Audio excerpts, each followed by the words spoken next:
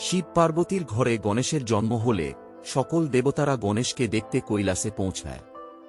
কেবলমাত্র সেখানে শনি দেবতা অনুপস্থিত থাকলে মহাদেব দূত পাঠিয়ে শনি দেবতাকে আসতে বলে।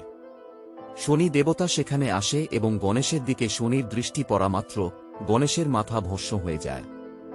নিজের ছেলের মাথা ভস্ম হওয়াতে দেবী পার্বতী রণচণ্ডী মূর্তি ধারণ করে এবং শনিকে মারতে যায়। তখন সমস্ত দেবতারা পার্বতী দেবীর স্তব করে দেবীকে বলে, মাতা, আপনি আদিশক্তি জগতের মা, আপনি নিজেই শনিকে সৃষ্টি করে বর দিয়েছেন যে শনির দৃষ্টি যার দিকে পড়বে তার মাথা থাকবে না। আপনার বরে আজকে আপনাকেই পরীক্ষায় পড়তে হল। আপনি যদি মারেন তবে কে শনিকে রক্ষা করবে? এমন সময় বিধাতা সেখানে উপস্থিত হয়ে গণেশকে বাঁচাতে পবন দেবতাকে নির্দেশ দেয় যে উত্তর দিক থেকে যে কোনো পশুর মাথা কেটে আনতে। পবন দেবতা উত্তর দিকে ঘুমন্ত ইন্দ্রের ঐরাবতকে দেখতে পায় এবং তার মাথা কেটে এনে গণেশকে বাঁচায়।